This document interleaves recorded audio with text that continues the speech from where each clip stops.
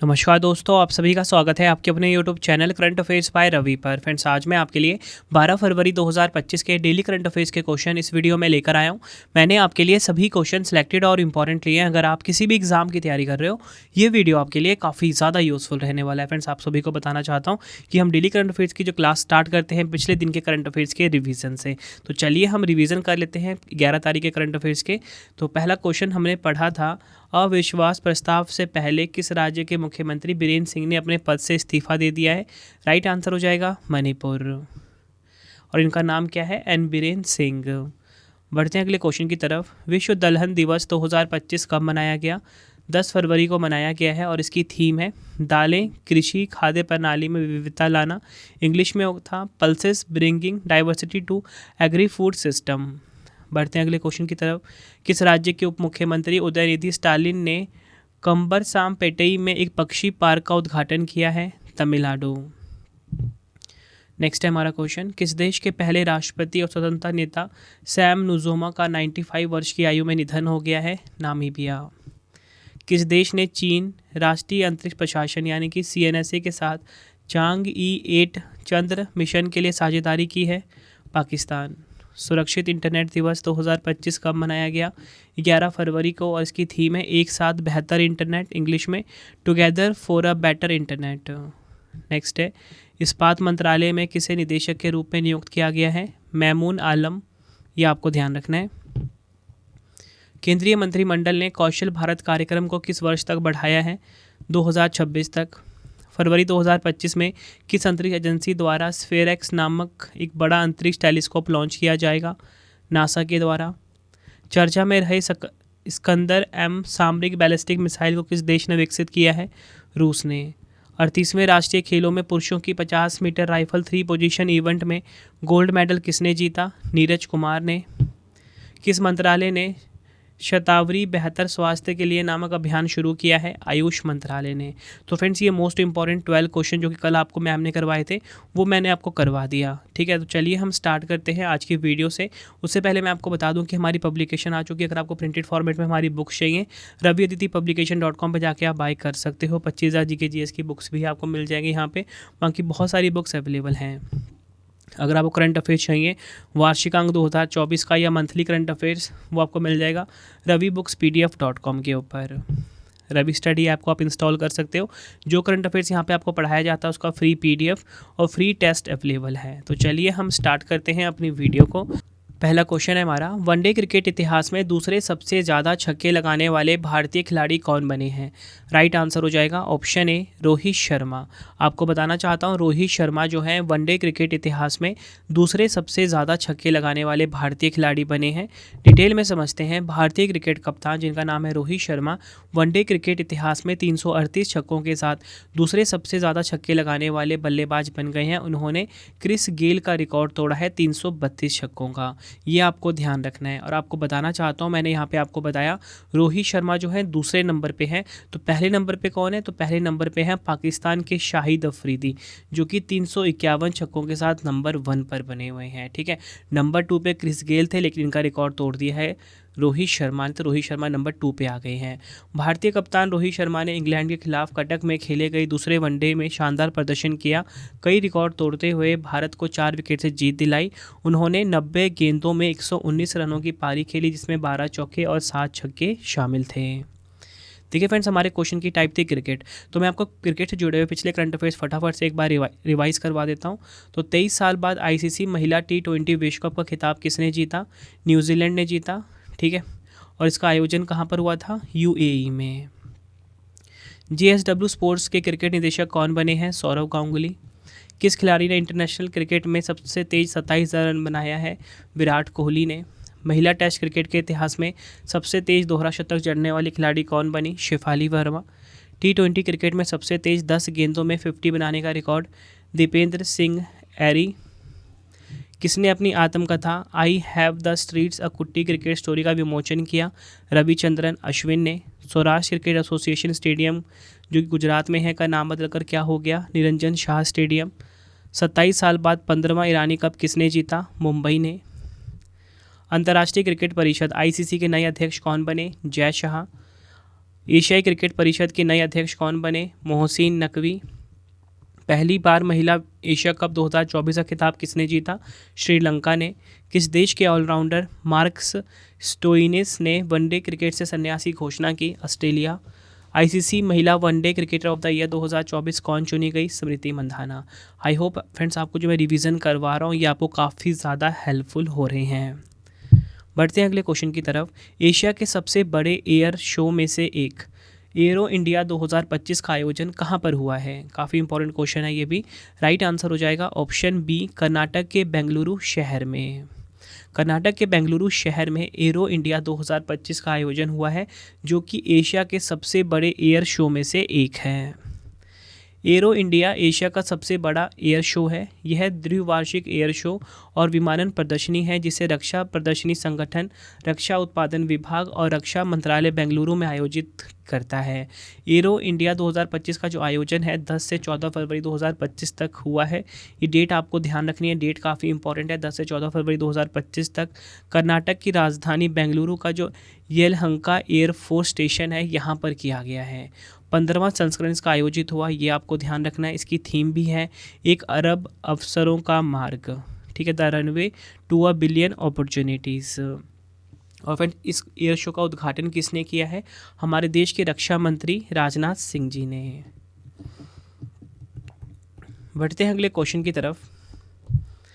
किस देश के सुरक्षा बलों ने भीड़ के हमलों और देश भर में हो रही तोड़फोड़ की घटनाओं को रोकने के लिए ऑपरेशन डेविल हंट शुरू किया है? तो राइट आंसर हो जाता है ऑप्शन ए, बांग्लादेश। बांग्लादेश ने ऑपरेशन डेविल हंट शुरू किया है। बांग्लादेश में सुरक्षा बलों ने भीड़ के हमलों और देश भर में हो रही तोड़फोड़ की घटनाओं को रोकने के लिए ऑपरेशन डेविल हंट शुरू किया है। पूर्व प्रधानमंत्री शेख हसीना के परिवार और उनकी पार्टी से जुड़ी संपत्तियों पर हिंसक हमलों के बाद यह अभियान शुरू किया गया था। मोहम्मद यूनिस की नेतृत्व वाली अंतरिम सरकार ने 8 फरवरी को यह अभियान शुरू किया था। बांग्लादेश हमारा पड़ोसी देश है जो कि सबसे लंबी सीमा साझा करता है हमारे देश के साथ। इसकी राजधानी ढाका है, करेंसी यहाँ की टका है, राष्ट्रपति मोहम्मद शहाबुद्दीन है। बढ़ते हैं अगले क्वेश्चन की तरफ। अंतर्राष्ट्रीय अरब तेंदुआ दिवस 2025 कब मनाया गया? इंटरनेशनल अरेबियन लेपर्ड डे 2025 की यहाँ पे बात की जा रही है। तो राइट आंसर हो जाएगा ऑप्शन ए, 10 फरवरी को। अंतर्राष्ट्रीय अरब तेंदुआ दिवस 2025 हर साल 10 फरवरी को मनाया जाता है। इस दिन को मनाने का उद्देश्य इस दुर्लभ वन्यजीव के संरक्षण के प्रति वैश्विक जागरूकता बढ़ाना और इसके संरक्षण प्रयासों को गति देना है। यह दिवस पहली बार 2024 में न्यूयॉर्क में मनाया गया था। देखिए फ्रेंड्स, क्वेश्चन की टाइप थी फरवरी के दिवस की, तो मैं आपको पिछले जो फरवरी दिवस के जो पिछले क्वेश्चन से एक बार फटाफट से रिवाइज कर देता हूँ। देखो फ्रेंड्स, मैं अपनी वीडियो में ना पिछले डेज के रिवीजन पे काफ़ी फोकस करता हूँ ताकि आप पिछले करंट अफेयर के साथ अप टू डेट रहो, ठीक है। कल से मैम कंटिन्यू करेंगे, ठीक है, तो कल से क्लास आपकी मैम ही लेंगे। तो चलिए हम फरवरी 2025 दिवस और थीम रिवाइज कर लेते हैं। विश्व आर्द्रभूमि दिवस यानी कि वर्ल्ड वेटलैंड डे 2 फरवरी को मनाया जाता है। इसकी थीम है हमारे साझा भविष्य के लिए आर्द्रभूमि की रक्षा करना। विश्व कैंसर दिवस 4 फरवरी को मनाया जाता है। थीम है यूनाइटेड बाय यूनिक। विश्व दलहन दिवस यानी कि वर्ल्ड पल्सेस डे 10 फरवरी को मनाया जाता है। थीम है bringing diversity to agri food system. International day of women and girls in science 2025 11 फरवरी को मनाया जाता है। विश्व अंतर धार्मिक सद्भाव दिवस 1 से 7 फरवरी तक मनाया जाता है। अंतर्राष्ट्रीय मिर्गी दिवस 2025 10 फरवरी को मनाया गया। थीम है माई एपिलेप्सी जर्नी। राष्ट्रीय महिला आयोग का 33वां स्थापना दिवस 31 जनवरी को मनाया गया। महिला जननांग विकृति के लिए शून्य सहनशीलता का अंतर्राष्ट्रीय दिवस 6 फरवरी को मनाया जाता है। आई होप आपको सारी चीज़ें क्लियर हो गई। बढ़ते हैं अगले क्वेश्चन की तरफ। भारत और मिस्र के बीच संयुक्त सैन्य अभ्यास साइक्लोन 2025 का जो तीसरा संस्करण है कहाँ पर आयोजित किया गया है? देखिए फ्रेंड्स, जो भी ना सैन्य अभ्यास वाला क्वेश्चन होता है यानी कि मिलिट्री एक्सरसाइज वाला क्वेश्चन होता है, इसमें आपको 3 चीज़ें ध्यान रखनी होती है। जो भी सैन्य अभ्यास है, जैसे यहाँ पे साइक्लोन है, किन 2 देशों के बीच में होता है, ये एग्जाम में डायरेक्टली पूछा जाता है। तो मैंने क्वेश्चन में ही क्लियर कर दिया, भारत और मिस्र या बोल लो भारत और इजिप्ट के बीच में होता है। इसका संस्करण पूछा जाता है, वो भी मैंने क्वेश्चन में क्लियर कर दिया, तीसरा संस्करण। अब पूछा जाता है कहाँ पर इसका आयोजन हुआ है, तो देखिए भारत और मिस्र के बीच में जो साइक्लोन 2025 का तीसरा संस्करण है, ये आयोजित हुआ है राजस्थान में। डिटेल में समझते हैं। भारत और मिस्र के बीच संयुक्त सैन्य अभ्यास साइक्लोन 2025 राजस्थान के महाजन फील्ड फायरिंग रेंज में 14 दिवसीय अभ्यास शुरू हुआ है। इसका उद्देश्य दोनों देशों के बीच रक्षा सहयोग को मजबूत करना और विशेष बलों की अंतर संचालनीयता में सुधार करना है। साथ ही रेगिस्तानी परिस्थितियों में सैन्य अभियानों की दक्षता को बढ़ाना है। संस्करण कौन सा? तीसरा। ये आपको ध्यान रखना है। क्वेश्चन की टाइप थी सैन्य अभ्यास। तो चलिए पिछला सैन्य अभ्यास फटाफट से हम रिवाइज करते हैं 2024-25 के। तो संयुक्त सैन्य अभ्यास जो युद्ध अभ्यास है, ये आपको बताना चाहता हूँ, भारत और अमेरिका के बीच में आयोजित होता है। अल नज़ा सैन्य अभ्यास भारत और ओमान के बीच में होता है। साथ में मैंने यहाँ पे सैन्य अभ्यास कहाँ पर आयोजित हुआ है वो भी लिखा हुआ है, तो साथ साथ में आप उसको रीड करते चलिए। सैन्य अभ्यास मैत्री काफ़ी इंपॉर्टेंट है, भारत और थाईलैंड के बीच में होता है ये। संयुक्त सैन्य अभ्यास डस्ट लेक भारत और उज्बेकिस्तान के बीच में, और इसका आयोजन कहाँ पर हुआ 2024 में? टर्मेज ज़िला उज्बेकिस्तान में। एक्स टाइगर ट्रम्प 24 भारत और अमेरिका के बीच में होता है। सैन्य अभ्यास धर्म गार्जियन भारत और जापान के बीच में। मित्र शक्ति सैन्य अभ्यास भारत और श्रीलंका के बीच में। 28वां मालाबार अभ्यास 2024 विशाखापट्टनम आंध्र प्रदेश में आयोजित हुआ। समुद्री द्विपक्षीय अभ्यास सिम्बेक्स भारत और सिंगापुर के बीच में। काजिंद 2024 इसका आयोजन हुआ है ओली उत्तराखंड में। भारत और कजाकिस्तान के बीच में होता है ये काजिंद। वरुण 2024 भारत और फ्रांस के बीच में नौसैनिक अभ्यास है। नसीम अल बहर भारत और ओमान के बीच में होता है। उदार शक्ति अभ्यास 2024 भारत और मलेशिया के बीच में। मित्र शक्ति सैन्य अभ्यास भारत और श्रीलंका के बीच में होता है। तो चलिए अब हम नेक्स्ट क्वेश्चन देख लेते हैं। हिंदुस्तान एरोनॉटिक्स लिमिटेड ने अपने HJT-36 जेट ट्रेनर का नया नाम क्या रखा है? राइट आंसर हो जाता है इस क्वेश्चन का हमारा ऑप्शन बी, यशस। ये आपको ध्यान रखना है। हिंदुस्तान एरोनॉटिक्स लिमिटेड ने अपना जो HJT-36 जेट ट्रेनर है इसका नाम रख दिया है यशस। डिटेल में समझते हैं। रक्षा क्षेत्र की सरकारी company Hindustan aeronautics limited HAL के प्रशिक्षण विमान हिंदुस्तान जेट ट्रेनर HJT-36 का नाम बदलकर यशस कर दिया गया है। सुरक्षा उत्पादन सचिव संजीव कुमार ने एरो इंडिया 2025 में HAL के CMD DK सुनील और वरिष्ठ अधिकारियों की उपस्थिति में इस विमान का नया नाम रखा है। बढ़ते हैं अगले क्वेश्चन की तरफ। समुद्री हितों की रक्षा के लिए प्रतिबद्ध नौसेना प्रमुखों का सम्मेलन 2025 में कहाँ पर आयोजित हुआ है? तो देखिए ये बात हो रही है यहाँ पे नेवी चीफ का जो कॉन्फ्रेंस हुआ है 2025 में, ये कहाँ पर हुआ है ये पूछा जा रहा है। तो राइट आंसर हो जाएगा ऑप्शन डी, नई दिल्ली में। नौसेना प्रमुखों का सम्मेलन 2025 जो है 8 से 9 फरवरी 2025 को नौसेना मुख्यालय नई दिल्ली में आयोजित किया गया, जिसमें वर्तमान और 8 पूर्व नौसेना प्रमुख एक साथ शामिल हुए हैं। इस कार्यक्रम का उद्देश्य ज्ञान का आदान प्रदान करना, घटनाक्रमों पर अद्यतन जानकारी प्राप्त करना और बदलते भू राजनीतिक परिदृश्यों में भविष्य की समुद्री रणनीतियों पर चर्चा करना था। सम्मेलन के दौरान आपको बताना चाहता हूँ legacy of leadership naval chiefs through time नामक पुस्तक का विमोचन भी किया गया, जिसमें पूर्व नौसेना प्रमुखों से जुड़ी प्रेरक घटनाओं का वर्णन किया गया है। अगला क्वेश्चन है हमारा, विश्व के सबसे बड़े झूमर महोत्सव नृत्य प्रदर्शन 2025 की मेजबानी कौन सा राज्य कर रहा है? राइट आंसर हो जाएगा ऑप्शन बी, असम। डिटेल में समझते हैं। असम में 24 फरवरी 2025 को दुनिया का सबसे बड़ा झूमर नृत्य प्रदर्शन आयोजित करने जा रहा है। यह आयोजन असम की समृद्ध सांस्कृतिक विरासत को उजागर करने के साथ साथ वैश्विक निवेशकों को आकर्षित करने का एक प्रमुख मंच भी बनेगा। इसका आयोजन एडवांटेज असम 2.0 निवेश शिखर सम्मेलन के तहत होगा। इस कार्यक्रम में 7500 से अधिक नृत्यकारों के साथ गिनीज वर्ल्ड रिकॉर्ड स्थापित करने का लक्ष्य लेकर चल रहा है। मुख्य अतिथि भारत के प्रधानमंत्री नरेंद्र मोदी जी होंगे। अगला क्वेश्चन है, प्रधानमंत्री मोदी की सह अध्यक्षता में तीसरा AI एक्शन शिखर सम्मेलन 2025 कहाँ पर शुरू हुआ है? काफ़ी इंपॉर्टेंट क्वेश्चन है। AI एक्शन शिखर सम्मेलन 2025 जो कि तीसरा संस्करण है, इसका आयोजन किया जा रहा है। राइट आंसर हो जाएगा इस क्वेश्चन का हमारा ऑप्शन सी, पेरिस, फ्रांस में। डिटेल में समझते हैं। 10 फरवरी 2025 को प्रधानमंत्री नरेंद्र मोदी जी की सहअध्यक्षता में तीसरा AI एक्शन शिखर सम्मेलन पेरिस में शुरू हुआ है। 10 से 11 फरवरी तक इसका आयोजन होगा। इस सम्मेलन की अध्यक्षता फ्रांस के राष्ट्रपति इमैनुअल मैक्रोन ने की है।